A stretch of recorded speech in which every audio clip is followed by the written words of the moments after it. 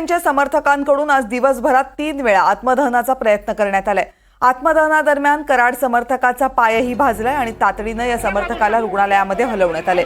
आज सकाळी एका महिलेने आत्मदहनाचा प्रयत्न केला, त्यानंतर 5:30च्या सुमारास काही जणांनी आत्मदहनाचा प्रयत्न केला, मात्र तिसऱ्या वेळेला जो संध्याकाळी आत्मदहनाचा प्रयत्न झाला त्यामध्ये एका कार्यकर्त्याच्या पायाला दुखापत झाली आहे। या कार्यकर्त्याला रुग्णालयामध्ये दाखल करण्यात आलेले आहे। वाल्मिक कराड यांच्यावर जी कारवाई केली जाते, त्यांच्यावर जे आरोप केले जात आहेत ते सगळे आरोप खोटे आहेत। त्यांच्यावर लावण्यात आलेली कलम ही राजकीय हेतूने लावण्यात आलेली आहे। त्यामुळे वाल्मिक कराड यांच्यावर सर्व गुन्हे मागे घेण्यात यावे अशी मागणी या समर्थकांकडून कार्यकर्त्यांकडून केली जाते।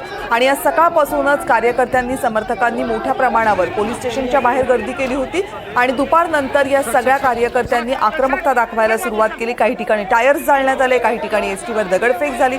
परळीमध्ये बाजार बंदची हाक देण्यात आली। व्यापाऱ्यांनी उत्स्फूर्तपणे आपापली दुकानं बंद ठेवलेली आहेत आणि ही बेमुदत बंद असेल अशी ही घोषणा करण्यात आलेली आहे। परळीतलं वातावरण अजूनही पूर्णपणे पोलिसांच्या नियंत्रणात नाहीये। संपूर्ण शहरामध्ये सध्या पोलीस बंदोबस्त कडेकोट लावण्यात आलेला आहे, मात्र अनेक ठिकाणी संतप्त कार्यकर्ते दिसतात। जमावबंदी लावलेली असताना सुद्धा त्याचा या आंदोलनावर कोणताही परिणाम होताना दिसत नाहीये।